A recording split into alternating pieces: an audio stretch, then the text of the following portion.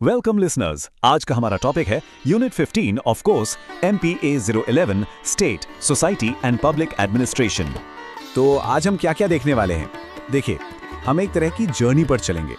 सबसे पहले समझेंगे कि ये जो ब्यूरोक्रेसी का क्लासिक मॉडल है, वेबेरियन ब्लूप्रिंट, वो आखिर है क्या।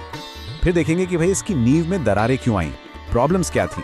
इसके बाद हम बात करेंगे उन 4 मॉडर्न चैलेंजेस की जिन्होंने इस मॉडल को चुनौती दी। और आखिर में हम ये जानने की कोशिश करेंगे कि फ्यूचर के ब्यूरोक्रेट्स के लिए, मतलब कल के नौकरशाहों के लिए, इसका क्या मतलब है। चलिए शुरू करते हैं एकदम बेसिक से। पब्लिक एडमिनिस्ट्रेशन की दुनिया में मैक्स वेबर का जो ब्यूरोक्रेसी का मॉडल है ना, वो एक क्लासिक ब्लूप्रिंट माना जाता है। आप इसे एक परफेक्ट वेल ऑयल्ड मशीन की तरह सोच सकते हैं, जिसे सिर्फ एक ही मकसद के लिए डिजाइन किया गया था, मैक्सिमम एफिशिएंसी। अब इस मॉडल की सबसे बड़ी खूबी थी इसकी प्रिडिक्टेबिलिटी, मतलब सब कुछ पहले से तय था। वेबर का मानना था कि ये आइडियल टाइप किसी भी दूसरे ऑर्गेनाइजेशन से कहीं बेहतर काम करेगा। क्यों? क्योंकि काम का बंटवारा स्पेशलाइजेशन लाता है, रूल से फेयरनेस आती है और एक क्लियर हायरार्की ये तय करती है कि हर कोई अकाउंटेबल हो। तो थ्योरी में तो सब कुछ एक स्विस वॉच की तरह एकदम परफेक्ट चलना चाहिए था। लेकिन जैसा अक्सर होता है, जो चीजें कागज पर परफेक्ट लगती हैं, असल दुनिया में उनकी कमियां सामने आ ही जाती हैं। और इन्हीं कमियों ने, इन्हीं दरारों ने एक बहुत बड़े बदलाव की जमीन तैयार की। और देखिए, आयरनी ये है कि जिन रूल्स को फेयरनेस के लिए बनाया गया था, वही रेड टेप यानी लाल फीताशाही का सबसे बड़ा कारण बन गए। जो हायरार्की अकाउंटेबिलिटी के लिए थी, वो जिम्मेदारी से बचने का एक टूल बन गई।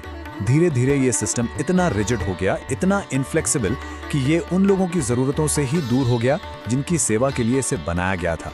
और जहां ट्रांसपेरेंसी नहीं होती, अकाउंटेबिलिटी नहीं होती, वहां करप्शन तो पनपता ही है।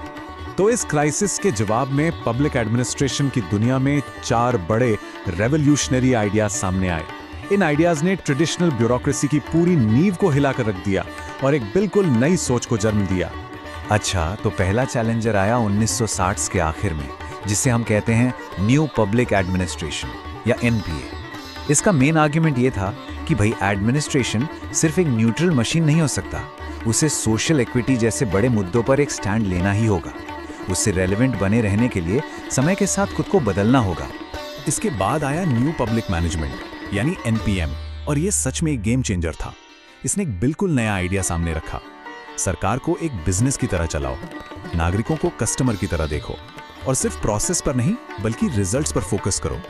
डाउनसाइजिंग, प्राइवेटाइजेशन, ये सारे आइडियाज इसी सोच से निकले हैं। और हाँ, NPM सिर्फ एक थियरी नहीं थी, इसने एक प्रॉपर एक्शन प्लान भी दिया। जैसे एक क्लियर मिशन बनाओ, बड़े बड़े डिपार्टमेंट्स को छोटी छोटी फुर्तीली यूनिट्स में तोड़ो, फालतू पदों को खत्म करो और पावर को लोकल लेवल पर ट्रांसफर करो।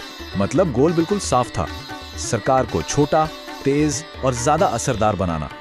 ये जो अप्रोच है ऑर्गेनाइजेशनल ह्यूमनिज्म, ये वेबर की उस ठंडी इम्पर्सनल ब्यूरोक्रेसी का सीधा जवाब था।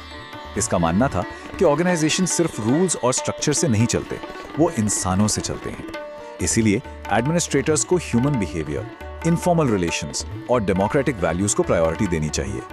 और आखिर में न्यू पब्लिक सर्विस यानी NPS, इसने एक बिल्कुल ही अलग रास्ता दिखाया।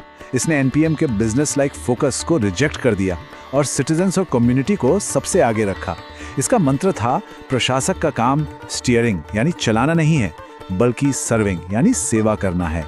उनका मेन गोल एक मजबूत कम्युनिटी बनाना और पब्लिक इंटरेस्ट को सर्व करना है। ये टेबल इन चारों अप्रोचेस के बीच का जो फंडामेंटल डिफरेंस है, उसे बहुत अच्छे से दिखाता है। जरा सोचिए, NPA नागरिक को एक क्लाइंट की तरह देखता है जिसे मदद चाहिए। NPM उसे एक कस्टमर मानता है जिसे बेस्ट सर्विस मिलनी चाहिए। ऑर्गेनाइजेशनल ह्यूमनिज्म कर्मचारी को एक इंटरनल स्टेक होल्डर मानता है, और NPS वो व्यक्ति को एक सिटीजन के तौर पर देखता है जिसके पास अधिकार भी हैं और जिम्मेदारियां भी। तो इन सभी नए विचारों का एक पब्लिक सर्वेंट के डे टू डे काम पे क्या असर होता है, मतलब उनकी भूमिका असल में बदल कैसे रही है। चलिए देखते हैं। ये स्लाइड पुराने और नए रोल के बीच का अंतर एकदम साफ दिखाती है। पहले का ब्यूरोक्रेट एक बड़ी सी मशीन का एक गुमनाम पुर्जा था जो चुपचाप नियमों का पालन करता था। लेकिन आज का लोक सेवक एक ट्रांसपेरेंट, सिटीजन सेंट्रिक फैसिलिटेटर है जो सिर्फ अपने बॉस के लिए नहीं बल्कि पूरे समाज के लिए जवाबदेह है। तो आज के नौकरशाह को सिर्फ फाइल्स नहीं चलानी है, उसे एक नेटवर्क मैनेजर बनना है जो अलग अलग ग्रुप्स को एक साथ लाए। उसे एक अच्छा नेगोशिएटर बनना है और सबसे जरूरी पब्लिक इंटरेस्ट का गार्डियन बनना है। उसे कोलैबोरेट करना होगा, लीडरशिप को शेयर करना होगा और हर लेवल पर अकाउंटेबल रहना होगा। ये कोट जो है, ये मॉडर्न पब्लिक एडमिनिस्ट्रेटर की बढ़ी हुई जिम्मेदारियों को बहुत ही पावरफुल तरीके से समराइज करता है। वो अब सिर्फ मैनेजर्स नहीं हैं, वे मॉरल लीडर्स हैं। तो इस पूरी डिस्कशन का निचोड़ क्या है? द कोर टेक अवे सार ये है कि ब्यूरोक्रेसी का जो ट्रेडिशनल पिरामिड जैसा मॉडल था वो अब टूट रहा है। हम एक रिजिड क्लोज्ड सिस्टम से एक ओपन, फ्लेक्सिबल और कोलैबोरेटिव नेटवर्क की तरफ बढ़ रहे हैं और इस नए मॉडल के केंद्र में स्टेट नहीं बल्कि सिटीजन है। और आखिर में हम आपके लिए एक सवाल छोड़कर जा रहे हैं। आज के इस कॉम्प्लेक्स दौर में क्या एक अकेले इंसान के लिए इन सभी रोल्स को एक साथ निभाना मुमकिन है? क्या कोई एक ही वक्त में एक एफिशिएंट मैनेजर भी हो सकता है, एक सेंसिटिव ह्यूमन भी और एक कोलैबोरेटिव सिटीजन पार्टनर भी? सोचिएगा जरूर। Thank you for watching. Next unit will be discussed in next video. Please do like, subscribe and share.